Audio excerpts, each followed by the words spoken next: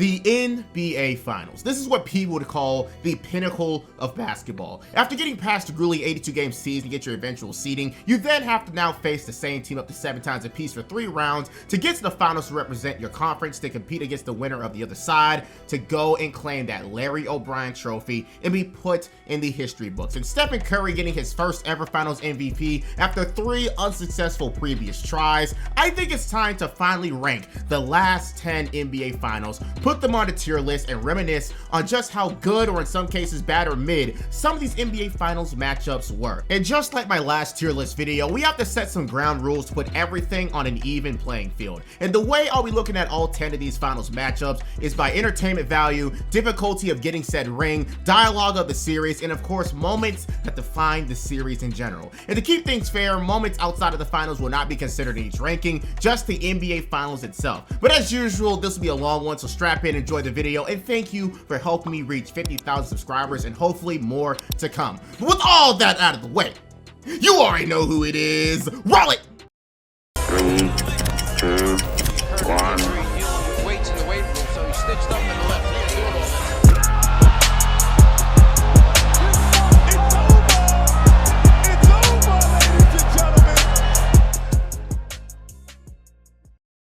But before we start, did you know that identity theft is committed every 14 seconds and is currently the fastest growing crime in America as we move on to the digital age? Well, if you don't want to be a victim of that, let me introduce you to today's video sponsor in Aura, the jersey sponsor of the Minnesota Timberwolves, and your ticket to having a safe experience online with its built-in use of identity theft protection, fraud monitoring, a VPN, password manager, and antivirus software, all combined into one easy-to-use app. With Aura, it'll monitor the dark web for your emails, passwords, and social security numbers, and sends alerts fast right to your phone or email address. And it'll also give you near real-time alerts on suspicious credit inquiries, like if someone was trying to open a loan or a credit card in your name. All of this again in one simple and convenient app that you can use today if you use my affiliate link in the description or comment section below, where if you do, you'll be able to try it out for 14 days for free and protect yourself from America's fastest growing crime. Thank you again to Aura for sponsoring today's video, and let's get right into it.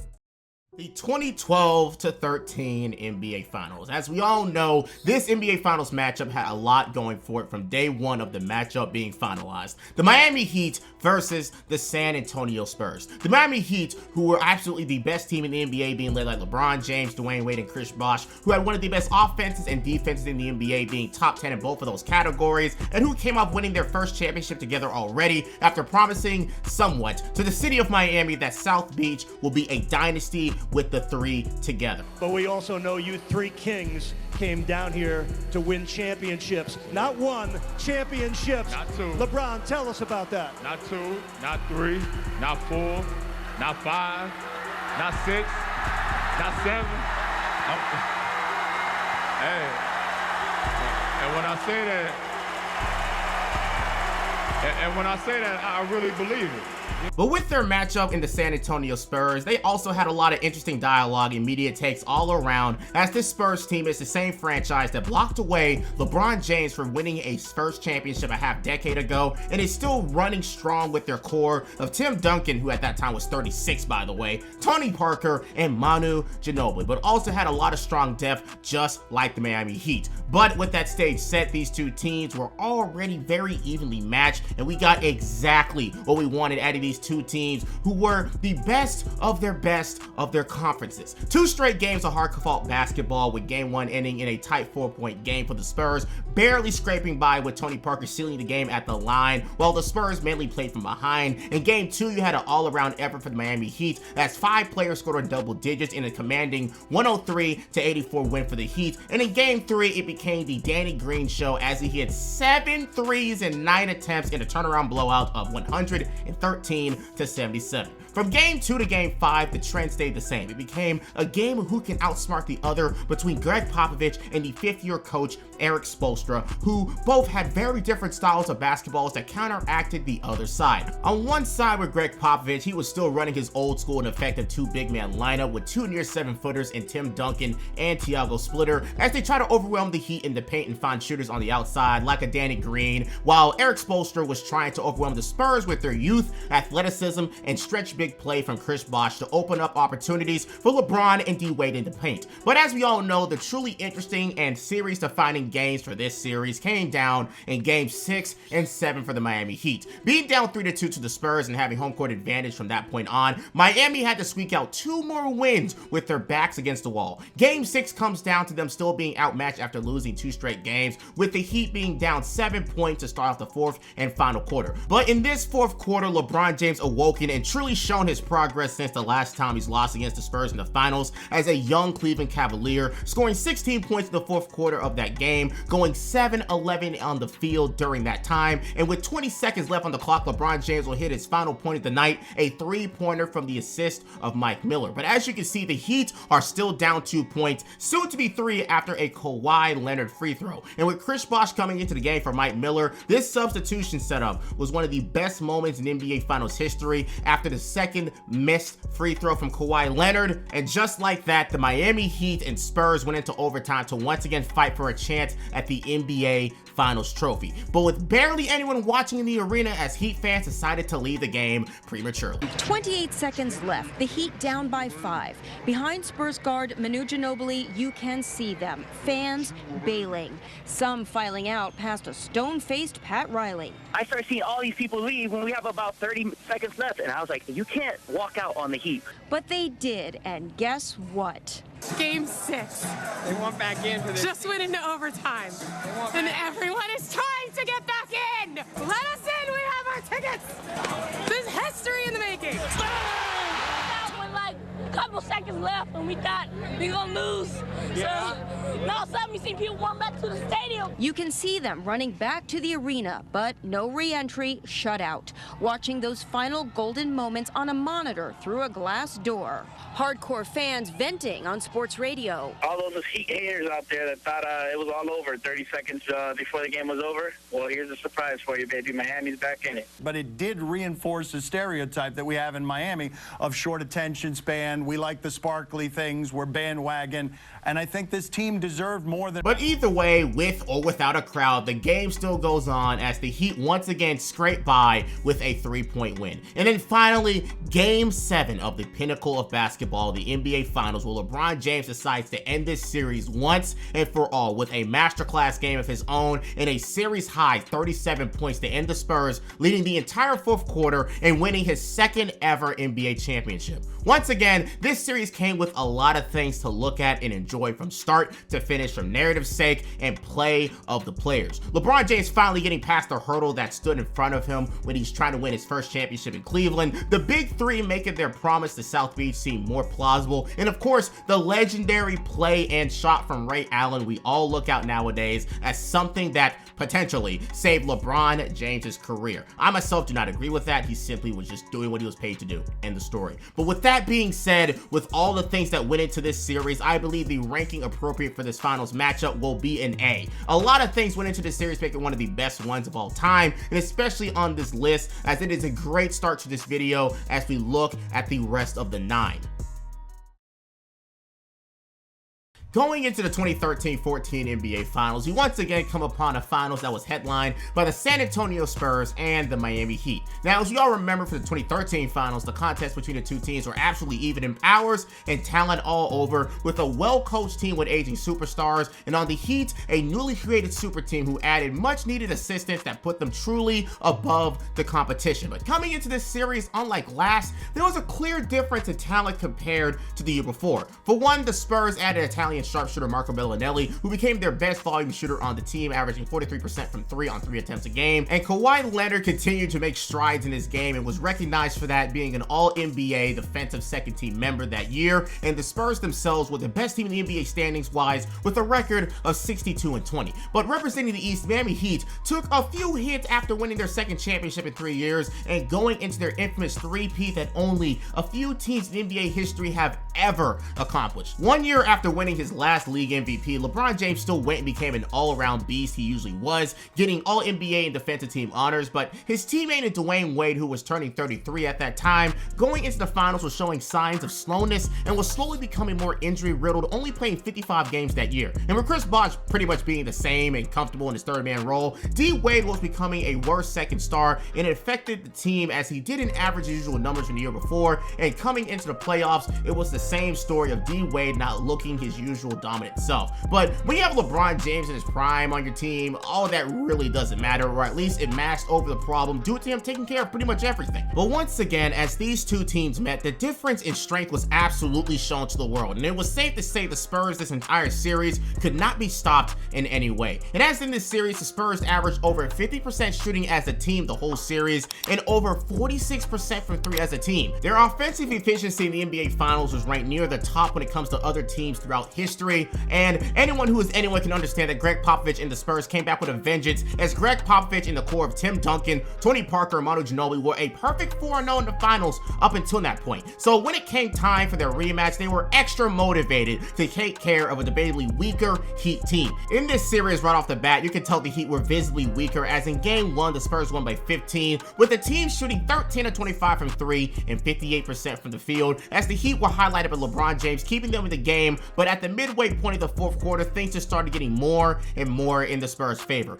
In the second game, LeBron James truly dominated the Spurs, having a 35-point double-double where he went perfect from 3 and was at war from the beginning, where the biggest lead created by a team was San Antonio with an 11-point lead early in the second quarter. But with this game sealed with a D-Wade layup, the Heat were now able to tie the series 1-1. But from there, it was like the Spurs literally had a clear-cut picture of the Heat's game plan as they went and beat the Heat in 3 straight games in very convincing fashion, beating them by an average of 18 points from games 3 to 5. In game 3, you had Kawhi Leonard having his best finals game up until that point, going a near perfect 10 of 13 from the field for 29 points. In game 4, you had Kawhi Leonard once again terrorizing the Heat, going for 20 points and 14 rebounds, while also garnering 3 steals and 3 blocks in that game. And lastly, in game 5, you had the Spurs with 5 players scoring over 14 points in that game, beating the Heat by 17 points in the final game. But as the Spurs held up another finals trophy for the record books, Kawhi Leonard also winning his first finals MVP, you had the Heat who just couldn't get anything going outside of LeBron James' efforts. Or if you want to give them any type of slack, the defense was absolutely outmatched. It was not anywhere near sustainable enough to keep the games competitive after game 2. And as we all know, this was also the series that made LeBron James notice the incoming sinking ship in Miami with D. Wade's health, and even though he didn't know about it, Chris Bosh's health also, that made him move back to Cleveland to end the Big 3 run in Miami. Overall, though, as a series, there was a clear difference between the two teams that was not there in the first series from the year before. And as much as I don't want to compare it, it is too hard to not consider these as the same two teams that played each other a year ago. So considering how badly the Heat were outmatched and the dominance of the Spurs, I will give this a B ranking. I can understand how it may have been moved up due to the way the Spurs came back to spin the block on the Heat and showing their dominance only after a year. But considering how the Heat were not the same team they were the year before, instead of a very competitive 7-game thriller, we got 2 good games and 3 blowouts with no hope after game 3. From one LeBron James team to another, we are now met with a saga series that will dominate this video, and that series is the Warriors and Cavaliers saga. And what better way to start off this than with the NBA Finals in the 2014-15 season, where the Golden State Warriors, who are continuing to level up throughout the years and slowly making their team better with acquisitions in Andre Iguodala and Andrew Bogut, and of course building up their big 3 in Stephen Curry, Klay Thompson, and Draymond Green. And after multiple first and second round outs, it is now time for them to represent the Western Conference with their first time MVP in Stephen Curry. And representing the East, you have the Cleveland Cavaliers, who that summer before the season signed LeBron James and traded away Andrew Wiggins, who was the first year of that year's draft, for Kevin Love, a star big man who was stuck on a struggling Minnesota Timberwolves team. And of course, this making of a super team sounded very similar to the creation of the Miami Heat, as LeBron James once again was able to go to a struggling team and make them great while bringing someone else alongside him to turn it into a contender overnight. And with the might of Kyrie Irving, LeBron James, and Kevin Kevin Love, they were able to stomp all over the Eastern Conference all season to make the Cavaliers' first finals since the early LeBron years. Except we all know that isn't how things turned out, because prior to that finals appearance, LeBron James' team was slowly being taken away from him due to injuries. First to Kevin Love, where in Game 4 of the Eastern Conference first round, where a certain super lookalike Kelly Olynyk does the real-life equivalent to a Mortal Kombat fatality, thinking out his entire shoulder, taking away the Cavaliers' starting point guard, top rebounder, and third leading scorer of the team. And lastly, Kyrie Irving, who was dinged and doinked the entire playoffs, but was shut down totally after Game 1 off a drive in overtime against the Warriors. With that scene set up, we have the 2015 NBA Finals ready to be played, and despite the injury to Kevin Love, the finals did not disappoint at all for the short-handed Cavaliers. Starting off with Game 1, we have a LeBron James masterclass where he scored 44 points and being absolutely dominant all game, and it was completely needed as neither team could pull away at all, which sent the game into overtime off of Timofey Mozgov's 2-of-2 trip from the free throw line that tied the game 98-98. But again, like I said earlier, the overtime period was highlighted by Kyrie Irving's injury late into overtime and the Warriors running away with the game. But after this point, people all around wondered, was this finals loss for the Cavaliers? I mean, it was valid criticism, as the wear and tear of the NBA playoffs really came and bit the Cavaliers in the ass, leaving LeBron James in no man's land the entire finals. But what people all around forget to remember is that LeBron James is used to these type of situations. Game 2 in Golden State was again highlighted by LeBron James and his heroics, with him scoring another 39 points and getting a triple-double with 16 rebounds and 11 assists in another overtime game, where this time they won because LeBron James sealing the game, going 2-of-2 at the free throw line late in overtime, and was totally over once Stephen Curry threw the ball out of bounds on the final possession. But also on the side of the Warriors, they were actually brought down by MVP winner Stephen Curry, where he only scored 19 points and went 5-of-23 from the field and 2-of-15 from 3 in Game 2. Bad game or good defense for Matthew Dellavedova, you choose. But the series is now tied 1-1, with the entire NBA fan base coming to terms that LeBron James can potentially have one of the most impressive finals bouts in NBA history, being able to lead this team to an NBA Finals win against the MVP and one of the best teams in the Western Conference. But in Game 3, LeBron James proved once again he was the best players in the series, winning another nail-biter 96-91 off of LeBron James' series-high 40 points alongside of 12 rebounds, 8 assists, and 4 steals. But the comeback mainly happened due to the 36th fourth quarter from the Warriors, where the Cavaliers originally had a 17-point lead coming into the fourth quarter. But despite all of that and against all odds, the Cavaliers now have a 2-1 lead somehow, some way. But the turning point of this series was now about to come, as Steve Kerr decides to bust out the legendary and now infamous in the current day NBA culture small ball depth lineup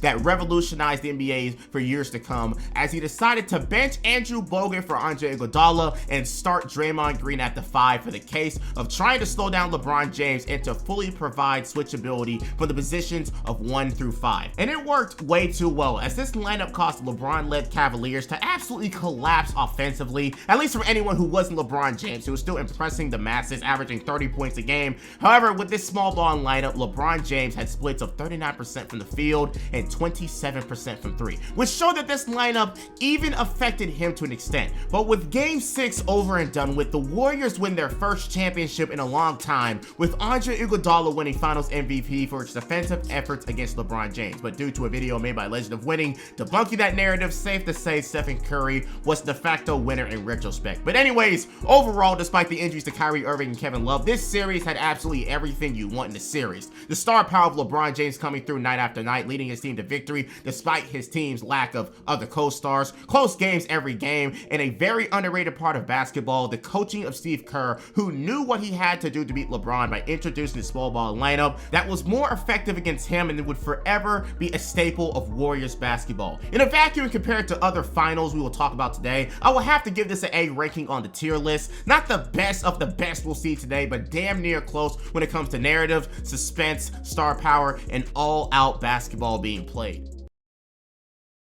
And now we're back to part 2 of the Cavaliers and Warriors saga, the 2016 finals of the 2015-16 season. This finals once again had a lot going for it narrative-wise, which only boosted the interest of what could possibly happen here. So let's go over it. From the side of the Warriors, they broke the all-time wins record in a season, going 73-9, which barely eclipsed the last record for a team to do this, by the Bulls of the 90s, who themselves went on and won a championship and three-peated at the same time. And Stephen Curry became the first ever unanimous NBA MVP, which could have been done years before if it wasn't for some dumb people, aka Gary Washburn, voting for Melo in 2013 over LeBron James. And for the Cavaliers, though, they finally come into this finals without a single major injury and come back with a vengeance to truly have a fair fight with the Golden State Warriors. And considering LeBron James was able to squeak out 2 wins against the Warriors last year with a combined might of himself, Kevin Love, and Kyrie Irving, this series can potentially be one of the best of all time. And man,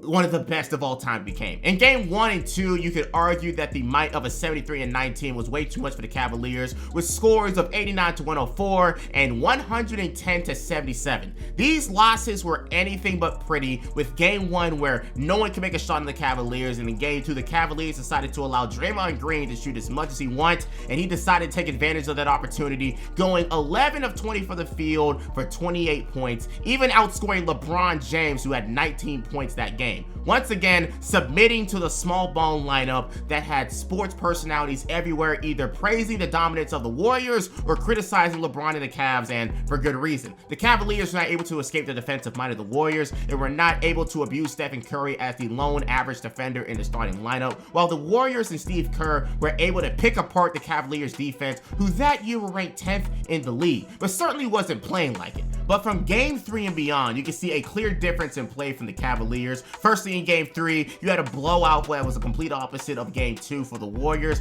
where the score ended up being 90-120, where the Cavaliers were able to go 12-25 from 3, and LeBron James and Kyrie Irving both scored 30 apiece, while the Warriors once again struggled offensively, mainly highlighted by Stephen Curry and Klay Thompson. But after bouncing back in game 4, where Curry scored 38 and the Cavaliers were down 3-1, the NBA was about to witness one of the greatest 3-game streaks in NBA history. But to set up game 5, some controversy. During game 4 of the finals, Draymond Green, because of a flagrant foul he received in game 4 and his other acclamations of technicals, which was brought by the NBA rules, meaning that he had to sit out a single game. Some people to this day think that rule is bullshit, but when you have a lack of self-control of your emotions and actions, it's only right to get punished when you do it over and over and over again. And kicking someone in the balls, like, come on, bro, that's absolutely out of pocket. But the people who defended Draymond during that time were primarily Warriors fans, so who cares? But anyways, back on subject. Due to that suspension, the Warriors were missing out on their best defender on the team and started Harrison Barnes, who was an absolute fucking travesty that entire finals, and it showed more to be true than in this game, where in 37 minutes, Harrison Barnes shot 2 of 14 from the field and 1 of 6 from 3. And with him being an offensive negative, it only hindered the Warriors, who are now having to deal with LeBron James and Kyrie Irving, who both scored 31 points apiece as the best scoring duo in NBA's finals history ever. And during that game, they accounted for 73% of the team's points. And just like in game 3, people suspected it to be a one-time wonder, as they all needed to do was to get Draymond back and all things would be fixed. But game 6 came, and it came with its own problems and heroic performance, as late in the 4th quarter, Stephen Curry, while being down by over 10 points, throws his mouthpiece in the crowd, garnering an ejection, while also being in foul trouble the entire game, as the Cavaliers were going after him defensively when he was on the court. And adding some questionable off-ball fouls, we have a very ruffled Stephen Curry, who was forced to play 35 minutes and once again see the greatness of LeBron James, who repeated from last game, scoring 41 points to the dismay of the Warriors. But with 2 games won in a row, with 2 straight games of controversy, the Warriors found themselves tied 3-3, one of the best basketball players ever created by God's image, LeBron James, who just scored 41 points in 2 straight games. But now for the Golden State Warriors, it was time for a clean slate on an even playing field with no injuries no suspensions, no ejections, and with home court advantage where that season they went 39-2, knew if there was a time to win and defend their best record in NBA history title, to defend Stephen Curry being the best player in the world, and to continue the thought of a dynasty in hand for the future, it would be now in Game 7. But as we all know, this game was something to remember in the history books, and everyone came to play in this final game. LeBron James recorded a triple-double with 2 steals and 3 blocks. Kyrie Irving also came with his scoring prowess, and on the other side, Draymond Green came back with one of the most offensive games he has ever had in his career, with a stat line of 32 points and 11-15 shooting, 9 assists, and 15 rebounds. But this game was highlighted from the Warriors, Splash Bros, unable to get anything done in this final game, and probably their most important game of their careers at this point, combining for 31 points on 12 of 36 from the field and 6 of 24 from 3. But as we all know, this game was remembered for 2 reasons. We're under 2 minutes left in the game, tied 89-89. Andre Iguodala drives in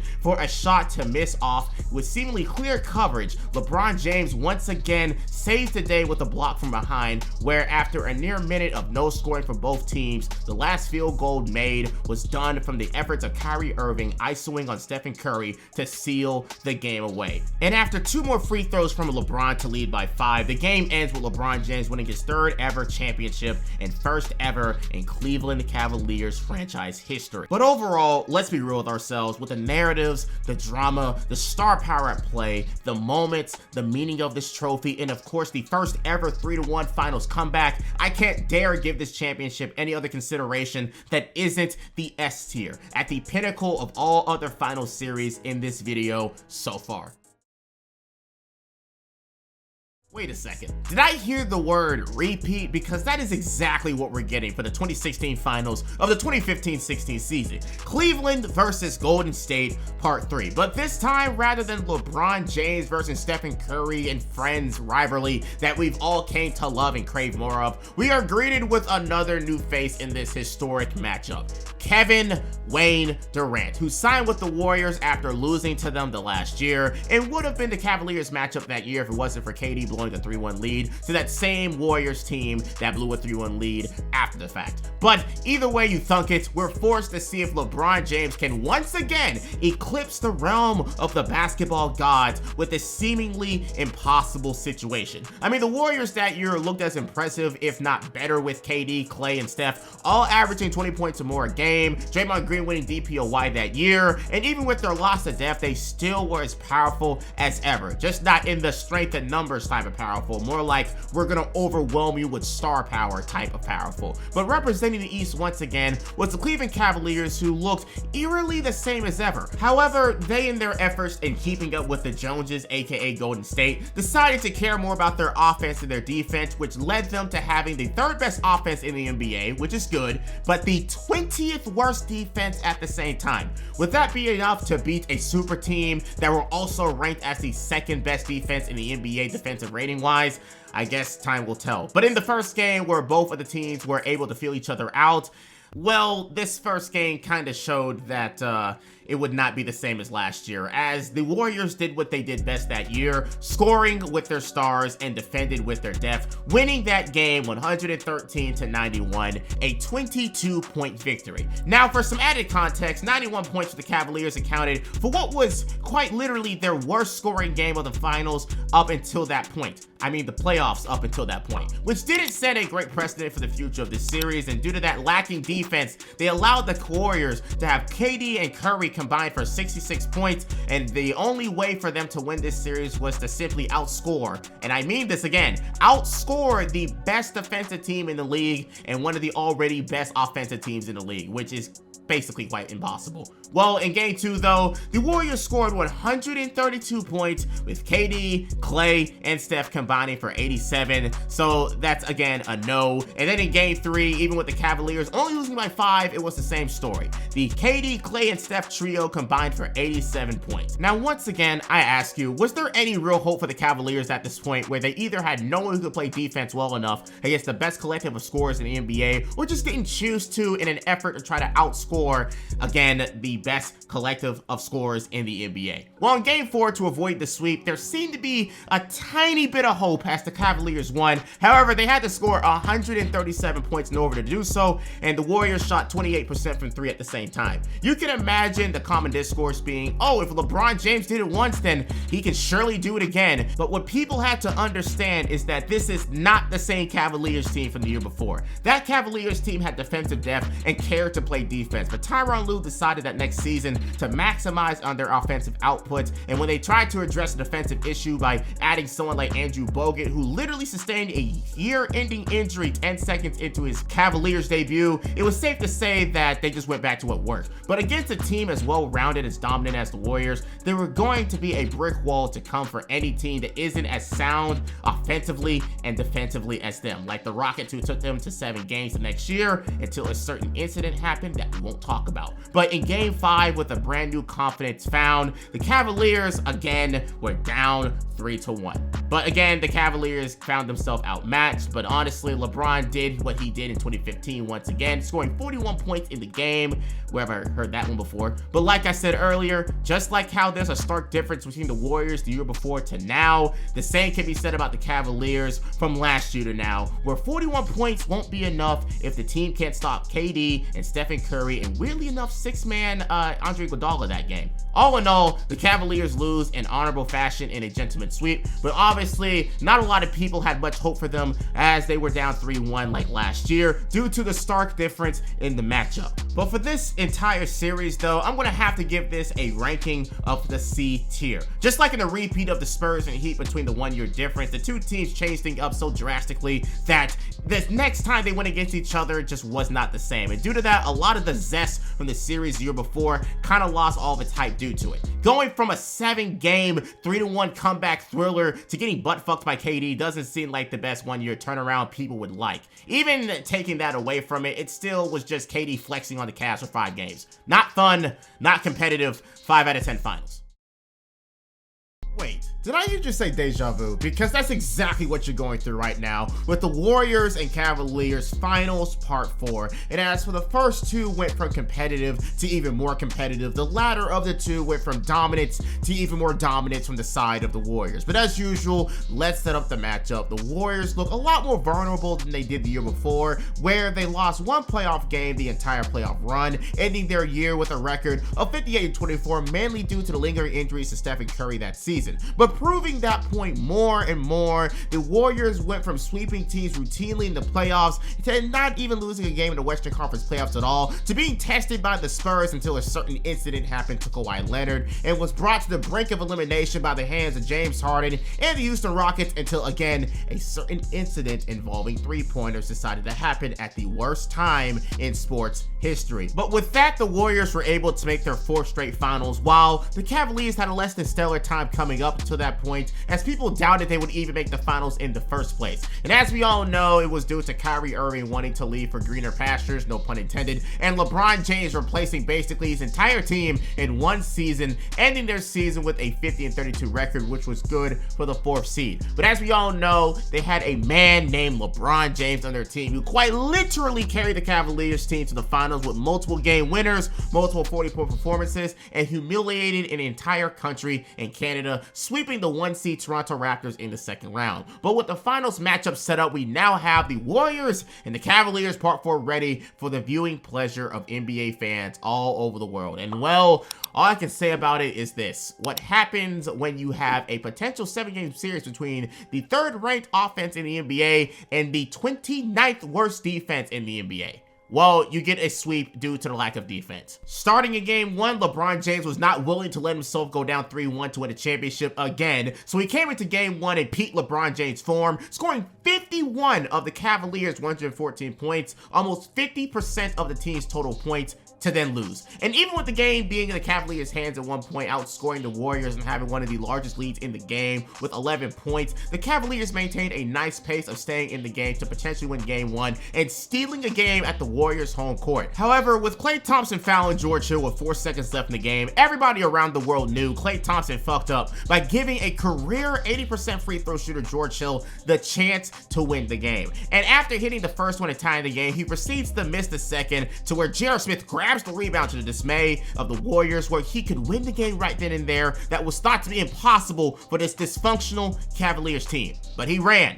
He fucking ran out of the paint to the horror of LeBron James, as we all know about this viral picture that basically symbolized the frustration and grief LeBron James had to go through due to that entire season. So with that, overtime came where the Cavaliers ran out of juice and went down 0-1. And after that game, we could all imagine this series being over and done with, as that was possibly their best chance of sending a message to the Warriors that they were worthy of beating them. But throughout the next 3 games, the Warriors slaughtered the Cavaliers by scoring differentials of 19, 8, and 23 in the final game, with the Warriors getting their 3rd ring in their dynasty run and KD's 2nd finals MVP. But overall, we can't kid ourselves. This was possibly one of the most lopsided finals matchups we have ever seen. Honestly, I don't think any team could have compared in the Eastern Conference, but just the fact that the Cavaliers were able to get out of there and show up, and at the same time being one of the worst matchups possible for the Warriors, it just again showed the dominance of the Warriors at the time and just how dysfunctional the Cavaliers were at the time, just being led by LeBron James. To Warriors fans and others alike, they view this as a decent finals, as it was truly the best team in the league, being the best team in the league. But for others, it was just a showing of, we already know who was going to win in the first place, so why bother? And sweeping said team in convincing fashion only strengthened that claim.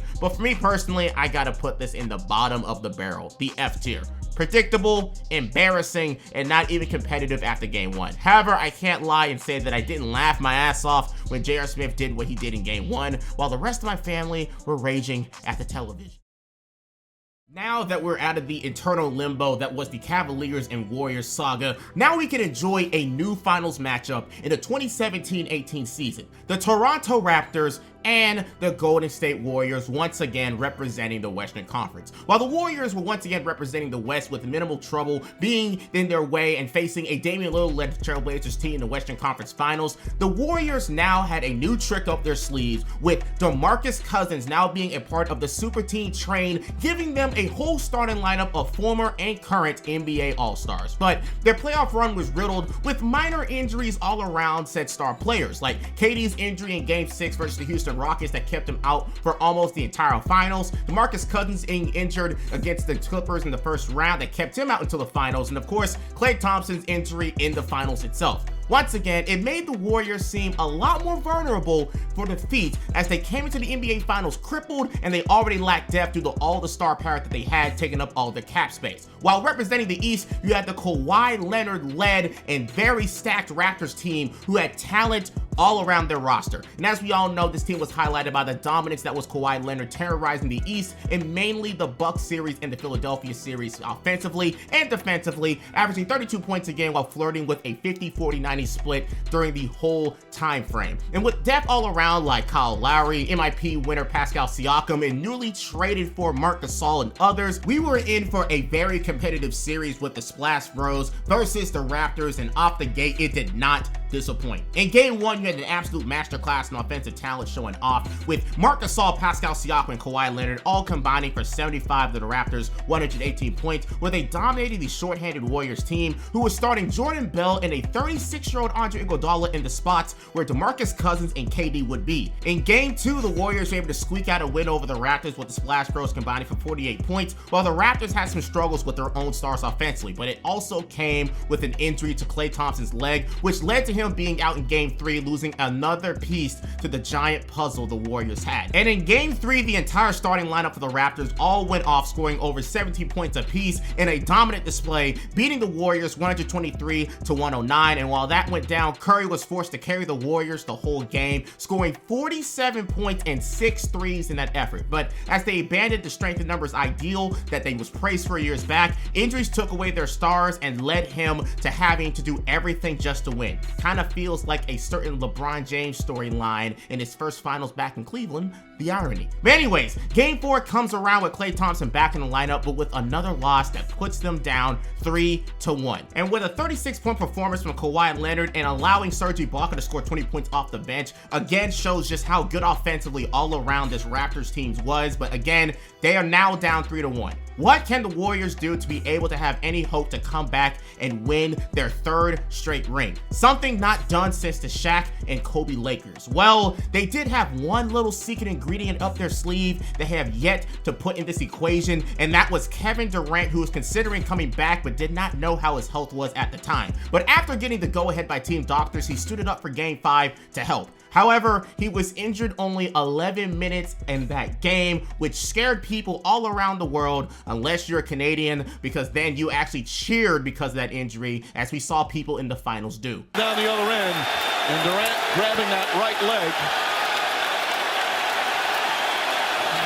It's the right calf. And for the cherry on top, another lower body injury was committed to Klay Thompson off of Danny Green trying his best LeBron James impersonation, but failed dearly, injuring his ACL. But as Klay Thompson seals the game in Game 5 off of a 3 to take a 3-point lead, the Warriors were able to escape with another win. But going into Game 6, the Warriors were missing KD, Boogie, who was regulated to bench minutes because of his own injuries, and Klay Thompson, who played with a lower body injury. So the starting lineup against the stacked Raptors team was Stephen Curry, Klay Thompson, Andre Iguodala, Draymond, and Kevon Looney, while the Raptors were fully healthy, and due to that, the Raptors had 4 players score 20 points or more that game in Pascal Siakam, Kawhi Leonard, Kyle Lowry, and Fred VanVleet, who became Toronto's hero, scoring 22 points off the bench on 5 of 11 shots from 3. While the Warriors lost by 4 despite the amazing performance from Game 6 Klay, a staple in NBA lore, but again, the Raptors win their first ever championship with Kawhi Leonard winning Finals MVP. Overall, this Finals gave us real 2014 Cavs and Warriors vibes, and the Warriors were coming into this final crippled, and again, kind of showed the dynamic that LeBron had in the 2015 Finals, with Stephen Curry trying his best to save his team all by himself against a deeply and questionably superior team in the Raptors, who had star power in their starting lineup, just Leslie talked about, one of the best 3D players in the NBA in Danny Green, and a very capable 6-man in Fred VanVleet. But finally, for our rankings of this series, once again, it did have everything from star play from both teams, suspense all around, parity for the most part, and even historical context, being the first NBA championship for the Raptors, and again, the country of Canada. It was hard to make this decision, but I will have to give this an A ranking. I know for some, it should be moved down due to the constant state of injuries to the Warriors, which may have soiled this rank a little bit, but again, this series had a lot going for it outside of that. The taking down of a dynasty, which a lot of people wanted to see, Kawhi Leonard's end to an amazing postseason, and again, Canada finally being in the record books as a champion in NBA history. Now, before we get into the season, I will take in consideration some criticism from a past video where I reviewed the last 10 NBA seasons, where I talked about the bubble season. I used that reason to discount how good the season was due to the impact the bubble had in some aspects. So in response to that, I will not think about the bubble or other things going on in the world when ranking the 2019 finals. So with that being said, the 2019 finals in the 2019-20 season was highlighted by the surging Lakers with the duo of LeBron James and Anthony Davis, and the grit and grind Miami Heat, headlined by Jimmy Butler. Now, at first, most people was considering this finals a wash due to the strength of the Lakers coming into the finals, and how could you blame them, because this team was being led by LeBron James, who was still well into his prime and providing a near triple-double every playoff game, with Anthony Davis in his first season with the Lakers dominating the competition, averaging a 28-point double-double in the playoffs. And then, of course, we can't forget about the deep well of talent they had all over, who contributed in their own way and helped provide the Lakers with the 3rd best defense in the NBA. But for the Heat, things were awfully different. The Heat had to quite literally prove themselves night after night in the NBA as the 5th seed that year, taking down the 4th seeded Pacers in a sweep, beating the 1st seed Bucks in 5, and lastly beating the Celtics in a Game 6 thriller with game-winning blocks by Bam Adebayo, Tyler Hero coming through with 37 points off the bench in Game 4, and Bam Adebayo going off for 32 points in the series-clinching win in Game 6. But for the final setup, people were still heavily in favor of the Lakers, and for good reasoning, of course. Coming into the series, the Heat, after their Game 1 loss to the Lakers, sustained injuries to Goran Dragic and Bam Adebayo, who was the anchor in the paint, which meant they had to rely on Myers Leonard and Kelly Olynyk to deal with AD. And as you can imagine, AD scored 32 points in the next game due to that, and for another Lakers win. But Game 3 did come with one of Jimmy Butler's best performances of his career, carrying the Heat to a win over the Lakers with a 40-point triple-double, winning the game by 9, while at the same time neutralizing AD, keeping him to only 15 points that game. But once again, murmurs around the league were still considering that all of those dominoes had to fall into effect just for them to win one game. And as you can imagine, due to that, Game 4 had the Lakers winning by 6 due to LeBron James and AD's efforts together, even with the Miami Heat getting back Bam Adebayo in the lineup.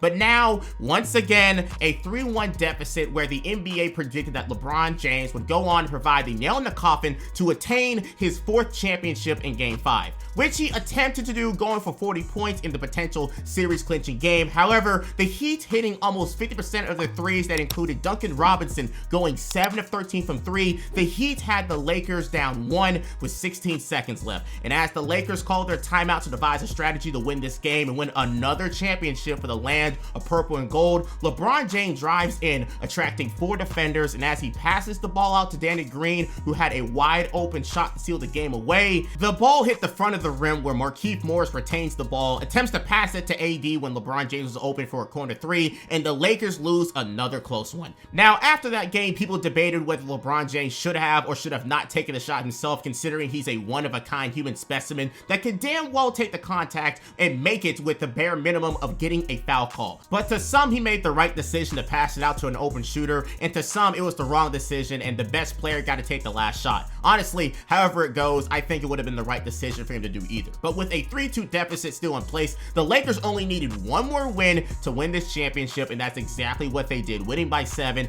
in a very anticlimactic fashion, as the Lakers at one point led by 36 points, and the Heat never had a lead the entire game. But with the confetti falling all over the NBA bubble, the 2019 champions are now given to the Los Angeles Lakers, giving LeBron James his 4th NBA championship in his career and his 1st as a Laker. Now, in the vacuum, this NBA Finals was rather mid or just kind of ordinary, if that makes sense. Very little to go back on years later outside of the Jimmy Butler hero performance and LeBron James scoring 40 points in the finals, and again, the controversy in Game 5. But from the beginning, everybody knew the Lakers were going to win, but the main outlook was how. And if it wasn't for the interesting ending of Game 5, it would have just been a gentleman's sweep. And again, Game 6 just truly showed the pure difference of the two teams together. Overall, I'm gonna give it a C tier ranking. Even when you go into this without thinking about everything that was surrounding it, aka the word I can't say online, the series was okay and not much to remember, unlike the others we talked about in some way. And now we're back to a somewhat normal NBA landscape. 1 year later after the NBA bubble, we are now met with 2 different NBA teams representing the conference as new teams emerge to try to win the NBA championship. First, in the West, we have the Phoenix Suns, who came onto the scene after adding CP3 via trade after last year's playoffs to give Devin Booker possibly his best teammate he has ever had. Okay, what am I kidding? He is his best teammate. And with Monty Williams proving he knew how to make the Suns successful after their bubble run, it was no doubt that the Suns could be dangerous in the right circumstances. So with them earning the 2nd seed and being the Lakers, Nuggets, and Clippers, it only sealed their fate as the Western Conference top dogs, even though with context, it kind of soured that claim, but y'all know my stance on that one. I'm not elaborating on that. And on the East, you have the Bucks, who were the 1st seed last year and lost to the Heat in the 2nd round, but now redeeming themselves in the East, sweeping the Heat, going to 7 games with the Nets, and beating the surprise Hawks in 6. But with this finals finally here, you have a lot of things going on narrative-wise. Giannis and D-Book, and most funny enough, CP3's first finals ever, and 2 small market teams who rebuilt themselves via the draft and trades, making it to the finals without a super team. So instead of super teams like the Warriors and Cavs of past, we now have 2 teams who homegrown their way to the finals, really making a statement to the league. But with this amazing series waiting to happen, with games 1 and 2, the Suns make an early statement, putting the Bucks down 0-2 due to the masterclass of D-Book and CP3, killing the Bucks in the pick and roll, and especially taking advantage of it with Brook Lopez out of his comfort zone offensive-wise and taking him to the perimeter or the mid-range spot over and over and over again. But even with those 2 losses, Giannis knew what he had to do to get under the Suns' skins offensively, getting 40 points in Game 2. But the main gripes fans knew would have to happen for the Bucks were to win. It was to eliminate the abuse of Brook Lopez on defense and to get Chris Middleton and Drew Vacation, as I like to call him, to not become double agents on offense, as they've been known to absolutely shit themselves on offense, breaking up shots constantly and losing the game for Giannis. It was safe to say after Game 2, though, the Bucks turned into a brand brand new team. In Game 3, you had Bucks coach Mike Budenholzer make adjustments that would save the team, taking Brook Lopez's minutes down to allow the Bucks to play smaller and to neutralize the Suns' pick and roll game, making Giannis the main target instead of Brook Lopez, and it worked perfectly, stopping CP3 and Brook Lopez as they both combined for 29 points in Game 3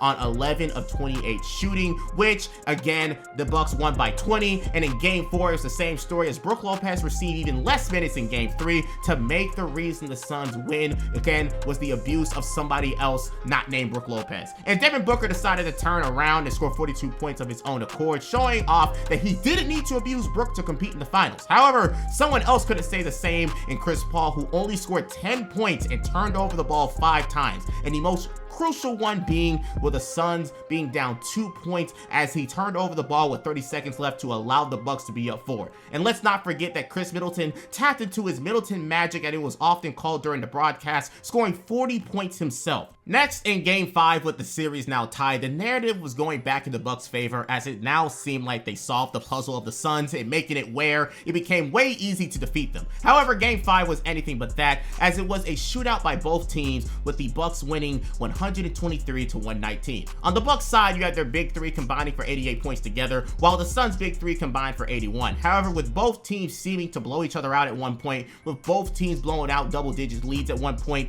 but late in the fourth quarter with the Suns down by 1 and with 16 seconds left, D-Book turned the ball over to Jrue Holiday, which created one of the best plays of the series with the game-sealing dunk by Giannis on Chris Paul for their 3rd win of the series. And now back in Milwaukee for Game 6, this was truly the Bucks series to lose, winning 3 straight games and showing that they knew how to close out the Suns when it came down to the fourth quarter, with already 3 clutch performances by the Bucks. And now with 1 game left, 1 simple game left, it will forever be known as Giannis's career-defining moment, as he absolutely dominated the weak interior of the Suns, scoring 50 points in Game 6 with 5 blocks and going 17 of 19 from the free throw line, which was a big deal for him because all playoff long people talk about his free throw shooting woes and his routine of going past 10 seconds at the free throw line, which is a violation. But he came to shut down that allegation up in Game 6, where he scored nearly half of the team's points in Game 6, clinching the finals, giving the Bucks their first championship in decades and Giannis's first championship at the age of 26. Now, in retrospect, this series had everything going for it when it came to storyline, matchup, and star power. 40-point games everywhere, clutch plays from the Bucks, and of course, even though people may call him overrated, the coaching of Mike Budenholzer really shined through as he adjusted the game plan for the benefit of the Bucks. All around, despite the switch up from the Bucks after Game 2, this was a super competitive series with a lot of great moments. No doubt at all in my mind that this series belongs in the A tier with the rest of the contestants. Hopefully, we can see more finals Giannis sometime soon and not see the Bucks play with their food like they did with the Suns that scared the NBA for a week. And lastly, but not least, we have the 2021 NBA Finals in the 2021-22 season, which was represented by the Golden State Warriors as they try to revive their dynasty they had years before, and another new contestant out of the East, the Boston Celtics, who haven't made the finals since the late 2000s. Out west for Golden State, it was safe to say that it was anyone's conference to take, as narrative-wise, it was no clear winner in that conference. People still didn't believe in the Suns, the Grizzlies were too young and didn't have the experience needed, the Jazz are, of course, the Jazz, and Luka and the Mavs are too weak personnel-wise, despite having a top 5 player on the team. But for the Golden State Warriors, no one knew what to make of them, as they obviously had finals experience all around with a great system, and they showed that to be true by beating the Grizzlies, Nuggets, and Mavericks all in convincing fashion. And with their new acquisition and all-star starter, let me go on and put that out there, Andrew Wiggins and people like Jordan Poole, they helped revive the Warriors' strength and numbers game plan from years ago. But the Celtics' road to the finals was a lot harsher than the other teams, sweeping the championship hopeful Nets despite being a 7th seed,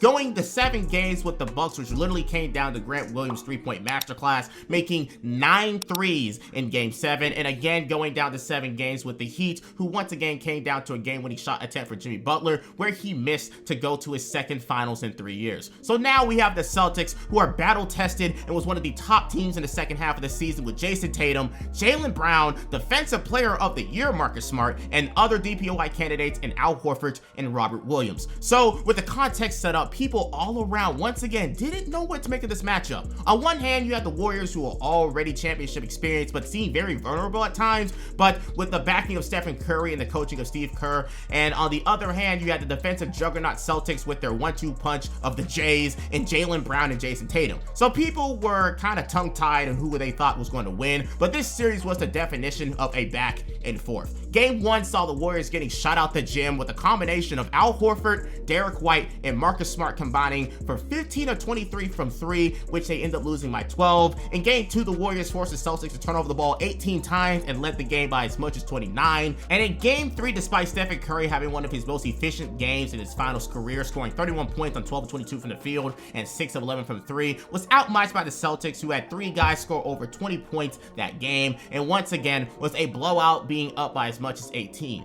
Game 4 was highlighted by Stephen Curry scoring 43 points. It was one of the few competitive games in the series, but it was also highlighted by Jason Tatum getting locked up in the paint, going 8 of 23 and turning over the ball 6 times. In Game 5, the Celtics was once again falling victim to the Warriors' strategy of locking up one of the Jays, who this time was Jaylen Brown, going 5 of 18 and turning over the ball a lot of times. And for the team in total, 18 times, while Stephen Curry only had to score 16 that game to still be able to win. And finally, Game 6, with the Celtics down 3-2, had a series worst 22 turnovers, giving the Warriors 27 points off of those 22 turnovers, and Stephen Curry shooting the Celtics out the gym with 34 points on 6 of 11 from 3, while having at most a 22-point lead, giving the Warriors the 4th ring in their dynasty, and Stephen Curry finally getting his first Finals MVP. Now, as a review, as someone who watched this on stream, follow me on Twitch by the way, I could surely say that this series was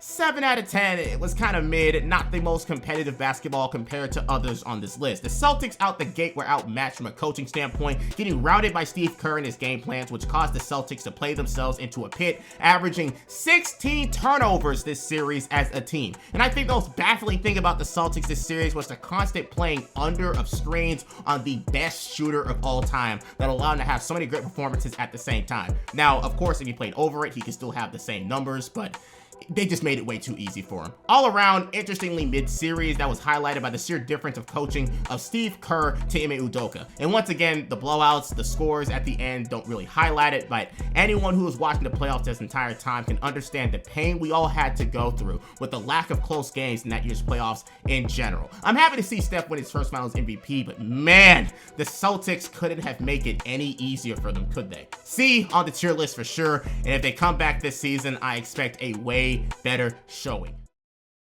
Now, let me start this conclusion by saying that no NBA finals are created equal. Even at the pinnacle of the NBA season, they will not always have those super spicy endings like we all want. But when they happen, like a Ray Allen 3 in the corner and a LeBron James block from behind, it only makes those series so much better and iconic. But with all that said, comparing the last 10 together and having to differentiate the 10 was definitely a hard task, and I am open to all criticism on my list in the comment section below, because just like my ranking the last 10 NBA seasons video, everyone feels a different way with all of them together, whether on a personal level or on a basketball level. But once again, with all that being said, what do you think about my list? Leave your thoughts in the comment section below, where I read all of them and respond to a good bit of them. And as always, I hope you enjoyed today's video and learned something new, as my vision for this channel is to inform and entertain. Check out my social medias for the Insta Life of Alvini and other channel news. Check out my Twitch, where I stream weekly. And lastly, if you want to talk to your boy, there is always my Discord. Links are in the description. With all that out of the way, this is your boy, Alvini Linguini, saying peace and a Merry Christmas and a Happy New Year.